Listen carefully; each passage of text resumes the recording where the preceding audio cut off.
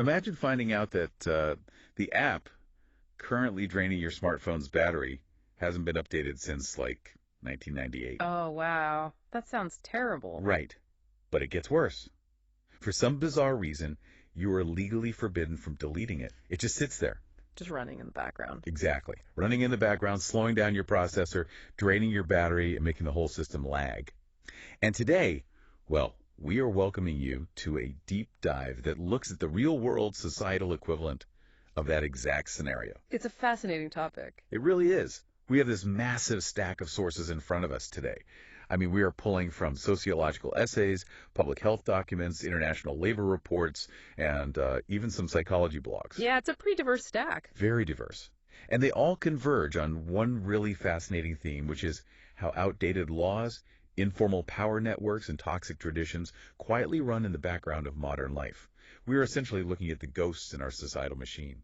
I love that. It is a phenomenal way to frame it, honestly, because, when we think of a haunted system, we usually expect something cinematic. Right, like a loud, obvious failure. Exactly. But what the sources reveal is that these ghosts are entirely bureaucratic. They manifest in hidden administrative fees, in quiet discriminatory practices, and in legal frameworks that literally no longer serve the public good. But they somehow manage to stick around. Yeah, they stick around and exert this massive influence over our daily routines. So we are going to connect some dots today that might seem entirely unrelated at first glance. I mean, we're moving from the hidden mechanics of corporate inflation and public procurement over to the psychology of the justice system and eventually into the climate transition. It's a big journey. It is. The goal today is to equip you to spot these invisible, haunted frameworks in your own world and to understand how a society can actually go about renovating itself. Yeah. And a quick piece of housekeeping before we pop the hood on all of this. Because our source material touches on some pretty highly charged political and cultural nerves, our mission today isn't to plant a flag on any political hill. Right. We're playing the role of neutral mechanics. We are just here to impartially explore and unpack the exact mechanics of the arguments presented by the authors in these documents. That is a crucial baseline, I think. We are mapping out the terrain based strictly on what the sources provide, looking at the architectural blueprints of these arguments to see how they stand up. Yeah. So let's start with the foundational ghosts.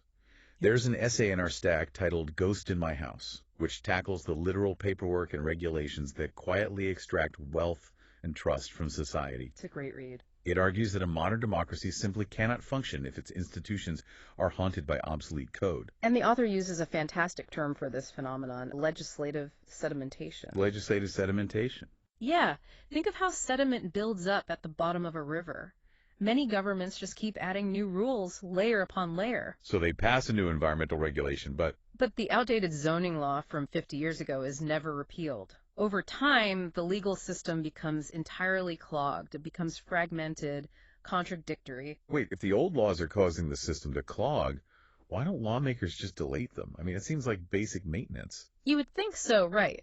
But passing a new law is politically rewarding, while doing the tedious work of repealing obsolete laws costs immense political capital and bureaucratic time. So there is no ribbon-cutting ceremony for deleting an old municipal code. Exactly, there's no photo op for that. So the old laws stay buried right beneath the new ones. And when the legal system becomes this clogged, a really dangerous shift occurs. What happens? Only highly paid specialists, like elite corporate lawyers, can decode it. Power shifts away from the public. This confusion breeds opportunism, which the text highlights clearly with the concept of greedflation. Okay, let's unpack this. Greedflation. I hear inflation explained all the time as this unavoidable force of nature, like a hurricane. A supply chain breaks, energy prices jump, and suddenly groceries cost more. Right, that's the standard narrative. But you're saying there's an opportunistic element hiding in that confusion. Yes. The text points out that in highly concentrated markets, so industries where a few dominant megacorporations hold all the cards, these companies use the cover of general economic inflation to widen their profit margins. Wait, really? So they aren't just passing along their increased costs to the consumer? No, not at all. If their fuel costs go up 10%, they raise their prices 25%. They rely on the consumer's general awareness that, things are expensive right now as a smokescreen. Oh, wow. And they can get away with this because weak competition and outdated regulatory frameworks, that legislative settlement we just talked about, failed to stop them. I hear that, but how do they actually pull that off without a competitor just undercutting them? I mean, shouldn't the market fix that? That is exactly the issue. The old haunted assumption is that markets will magically self-correct, but modern economics shows us that healthy competition has to be actively maintained by clear, updated laws. Because if 4 companies control an entire industry, they don't need to illegally collude in a smoke-filled back room. They just watch each other raise prices and follow suit. The public pays the widened margin, and the corporations report record-breaking profits during an economic crisis. Unbelievable. And according to the sources, it isn't just private markets extracting wealth this way. It happens with public tax dollars, too. Oh, yeah. Big time. The text dives into public procurement, which is how governments buy things like highways, hospitals, or massive software systems. There is a practice detailed here called contract splitting. How does that actually work in an administrative office? Well, public procurement is where complex law meets massive amounts of money, making it prime real estate for exploitation. Governments usually have strict transparency laws. For example, any project over $50 million might trigger a massive, highly scrutinized public bidding process to prevent corruption. Makes sense. Contract splitting is when a $50 million hospital project is artificially divided into 100 smaller contracts of $500,000 each. Just to slide right under the financial threshold that would trigger the oversight committee. Precisely. By chopping the project up, they avoid the strict competition laws and public transparency requirements. Wow. So instead of one heavily audited contract going to the best bidder, you suddenly have dozens of tiny, unaudited contracts quietly going to the same few political insiders. So on paper, each individual contract looks technically legal. Yes, technically legal. But the substance of the massive project has been completely manipulated. The public loses out on economies of scale, tax money is drained, and the risk of corruption skyrockets. It is one thing when this invisible architecture drains tax money and consumer wallets. Yeah. But the sources take a very sharp pivot here. They do. It's a completely different level of damage when these unregulated, obsolete frameworks exert control over human bodies and identities. Yeah, this is where we move from financial extraction to a vacuum of human rights. What happens when the state fails to protect human dignity and instead delegates that power to a private actor? Right. The sources give us 2 very distinct visceral examples of this. The first is the kafala system, detailed in the International Labor Report. This operates primarily in parts of the Middle East, mostly affecting migrant workers. How does the paperwork actually trap them? So the kafala system legally binds a migrant worker's residency and immigration status to a specific private sponsor, known as a kafil. Okay. This means the state essentially delegates immigration control to an employer. The worker cannot enter the country, change jobs, or in many cases, even leave the country without the explicit written permission of that private employer. That creates a staggering power imbalance. I mean, if your boss literally controls your legal right to exist in the country, you have zero leverage. None. The cascading effects are harrowing. The report details rampant abuses enabled by this structure-routine passport confiscation, restricted mobility, wage theft, and outright forced labor. That's awful. It heavily impacts construction workers facing hazardous environments and domestic workers who are extremely isolated in private homes. The International Labor Organization has repeatedly condemned this because it structurally violates fundamental protections against trafficking. So the ghost here is a legal framework that treats a human being's legal status as the property of a private citizen. Exactly. So what does this all mean for other types of vacuums in governance? Because if we look at the second example from the public health source, it discusses the pseudo-medical practice of conversion therapy. Right. And there is a structural similarity here that I think is really striking. Let's look at the mechanics of it. The public health document outlines how major professional bodies, like the World Health Organization and the American Psychiatric Association, have definitively stated for years that diverse sexual orientations and gender identities are natural variations of human experience. Right. Human dignity isn't a medical diagnosis. Exactly. They are not disorders to be cured. Yet conversion therapy, the attempt to change or erase a person's identity through psychological coercion or pseudo-clinical methods, persists in many places. Despite the science. Despite the science, the source explicitly frames this as modern-day bloodletting. Just as medicine abandoned bloodletting as a harmful historical practice, the law needs to ban conversion therapy. Because there's no proof it does anything good. There is zero scientific evidence it works, and extensive evidence shows it causes severe harm, significantly increasing depression, anxiety, and self-harm, especially in minors. So here is that structural connection. In both the kafala system and the persistence of conversion therapy, the core issue is institutional fatigue and a vacuum of governance. The state basically steps back and delegates unchecked authority to a private actor. Whether it's an employer holding a migrant worker's passport or a pseudotherapist operating entirely outside of evidence-based medicine, the state abandons its duty to protect the vulnerable. It lets informal power networks and personal prejudices fill the void. Exactly. When institutions lack standardized protocols and modern legal protections, arbitrary treatment thrives. The common thread is the absence of protective, updated law. Which naturally brings up another massive question. If the state abandoning its duty traps vulnerable individuals, what happens when the law is applied, but it is applied completely unequally? That brings us to the sociological essay discussing the mirror of law and selective justice. We're moving now from physical and psychological exploitation to the psychological erosion of civic trust on a massive scale. Right. Selective justice occurs when laws are applied inconsistently based on wealth, status, or political affiliation. Like what? The text points to historical extremes like Jim Crow laws in the U.S. or apartheid in South Africa, where inequality was literally codified. But it also emphasizes modern, informal versions. Like elite immunity. A wealthy executive commits massive corporate fraud and pays a fine, while an ordinary citizen commits petty theft and serves years in prison. Yes. The author calls this the mirror of law because institutions reflect the moral habits of a society. But what makes selective justice truly insidious is how it entrenches itself psychologically. How so?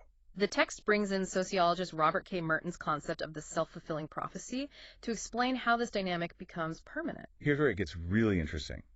I know a self-fulfilling prophecy in a personal sense, like, I think I'm going to fail a test, so I don't study, and then I fail the test. Classic example. But how does that sociological concept apply to an entire justice system? Well, Merton defined it as a false belief that prompts behavior that eventually makes the false belief come true.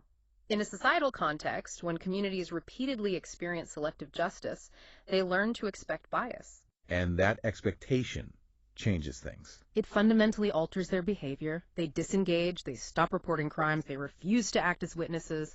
They view the legal system merely as a theater that is strict for the weak and flexible for the connected. It's a doom loop. Society gets trapped in this cycle. If you assume the game is rigged against you, you stop playing. Right. You stop fighting for your rights or demanding better policies, but by completely removing yourself from the board, you basically guarantee that the house wins every time. The disengagement literally fulfills the prophecy. The narrative a community holds about justice isn't just an abstract thought, it dictates institutional behavior. Give me an example of how that plays out. If a marginalized community stops cooperating with the police because they expect bias, law enforcement operating under their own biases might unconsciously view that silence as complicity or guilt. Oh, wow. They might then prioritize suspicion in those very communities, leading to disproportionate arrests that quote-unquote validate the community's initial belief that the system was out to get them. So how do you possibly break a doom loop like that? If selective justice creates this self-fulfilling prophecy of total civic despair, how does a community reverse that psychology to demand change? The psychology source introduces a concept called autosuggestion as the primary tool for collective healing. Autosuggestion. I have to admit, that sounds a bit like magical thinking. I know it sounds like a self-help buzzword, but in psychological terms, it is the deliberate cultivation of mental scripts to shape cognition and behavior.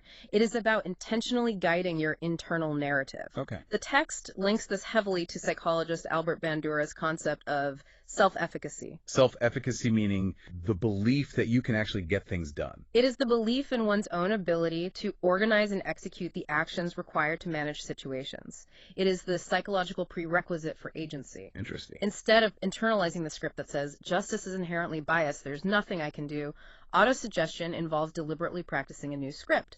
I deserve fair treatment, and I will confidently engage with the system to pursue it. Wait, I still need to push back here.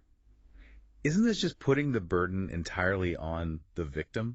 Like, if I just think positive thoughts, this deeply corrupt, selectively enforced legal system will magically start treating me fairly. That is the exact pushback the author anticipates, and the text clarifies this point beautifully. Autosuggestion is not a cure-all, and it does not distort reality. So it's not ignoring the problem. It is absolutely not about ignoring structural inequity. It is about building the mental resilience required to fight it. If you succumb to fatalism, you don't fight. You don't even try. Right. Autosuggestion is a cognitive reset.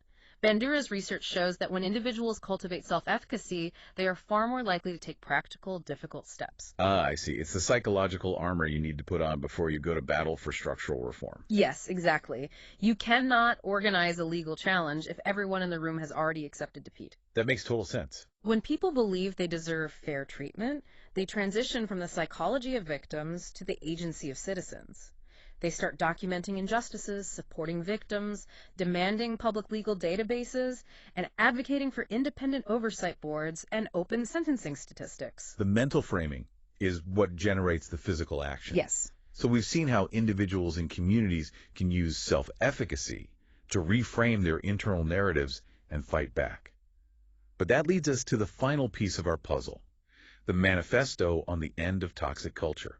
This is a really important one. What happens when powerful institutions use collective psychology to defend their toxic systems? This is where we see abstract terms like culture, traditions, or heritage being actively weaponized.